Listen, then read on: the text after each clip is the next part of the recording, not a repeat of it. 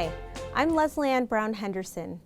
I'm a student affairs professional with a PhD in counseling psychology who has dedicated her educational and professional career to creating inclusive, culturally competent, and social just environments within higher education where students can thrive.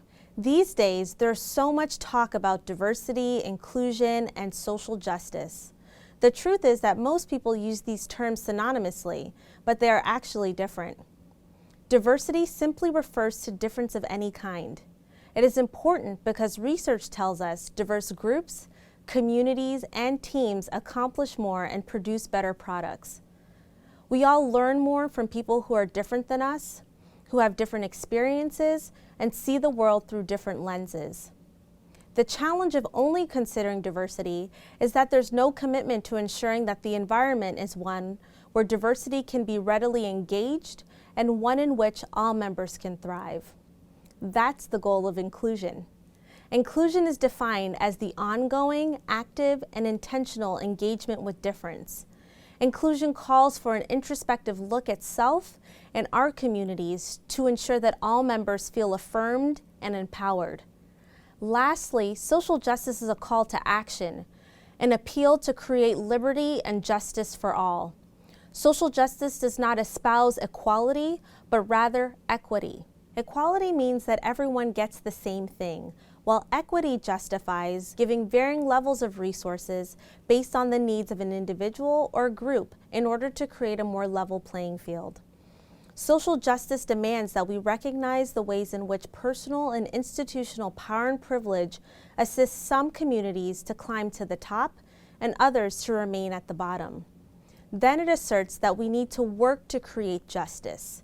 We have the ability to create safe, welcoming, and just environments where everyone can thrive. This is a high call and can be difficult to digest all at once. Thankfully, there are a few strategies that we all can follow to be more social justice minded in our everyday lives and careers. 1. Reflect on what is behind our eyes.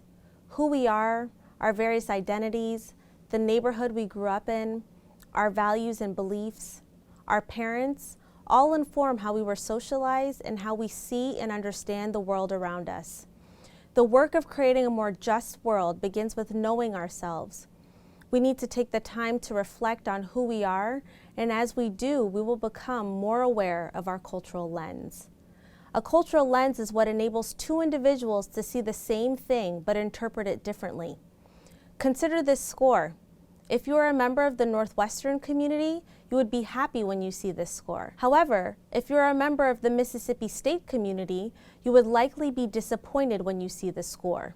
Your reaction is based on the community of which you are a part. Where you are from impacts the lenses through which you understand and interpret the score. That is the basic explanation of cultural lens. As you take the time to understand yourself, you'll be able to take greater ownership of how you see the world and why you see it that way. 2. Accept the fact that we all see difference. The only way to create inclusion is to recognize difference. Our culture dictates that in order to be polite, we should not recognize the differences that exist among us. Somehow, we have come to believe that taking a colorblind approach when interacting with others is the best way to maintain respect. The truth is that we all see differences. That is the power of diversity.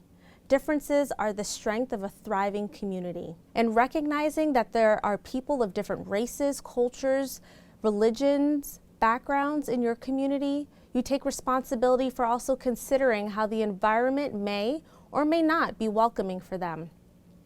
That is where the action comes in. Once you've learned about the differences that exist in your community by listening to their needs, educating yourself, and building relationships, then you are well positioned to start making changes to the environment that will help everyone thrive. 3. Growth happens right outside of our circles. No one likes to be uncomfortable. Actually, we all try our best to make our lives as comfortable for ourselves as possible. But what if I told you that we grow the most right outside of our comfort zones? Think about your circle of friends.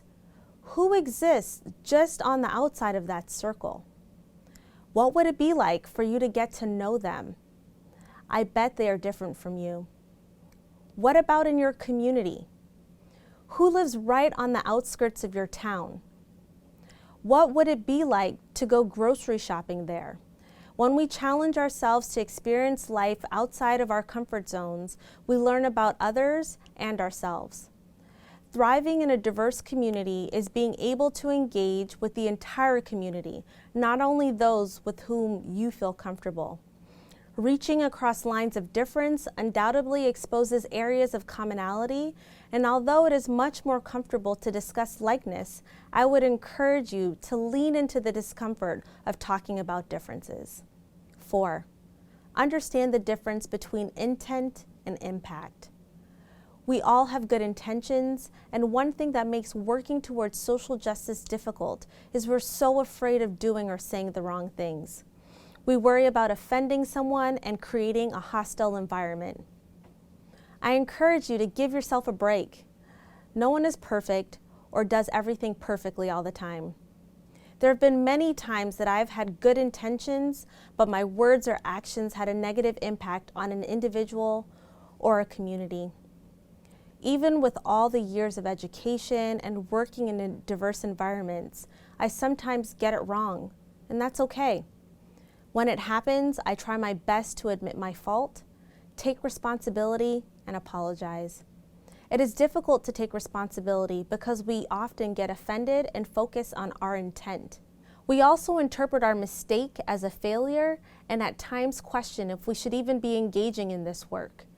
In moments like that, we often retreat to our circles, but I want to challenge you all. In those moments, lean into the discomfort. I believe that when an individual or community can come to me and share that I've offended them, it means they thought it was worth their time to confront me. This indicates trust. I have grown significantly from those experiences.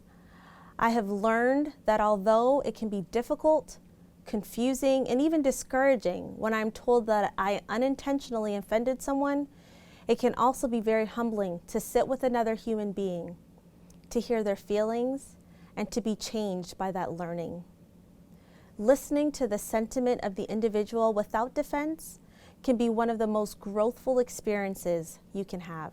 5, listen, then act. Have you ever been a guest in someone's home and they prepared for your arrival?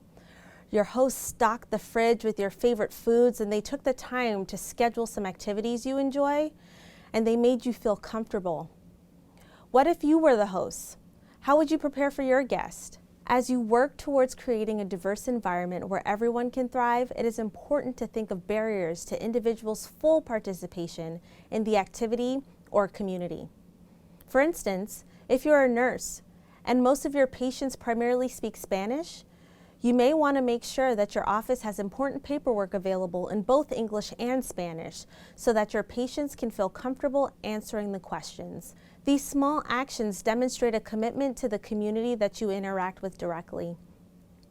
This level of care and attention can mean the difference between how people feel in your community, and it also communicates what you value. Remember that no action or deed is too small, and if you aren't sure, just ask. Most people will tell you what you can do to help them thrive. Listen, then act. We discussed 5 strategies to be more social justice minded in our everyday lives.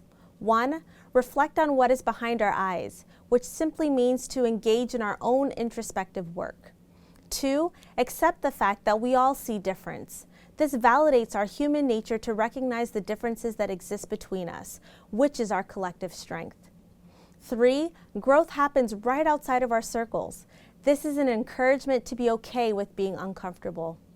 4, understanding the difference between intent and impact takes us outside of our comfort zones and enables us to hear the experiences of others.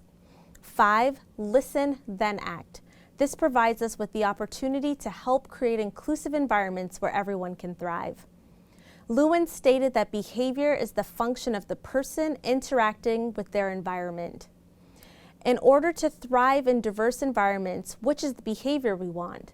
The person, you, me, us, our environments, classrooms, doctor's offices, or community has to be carefully inspected, understood, and changed.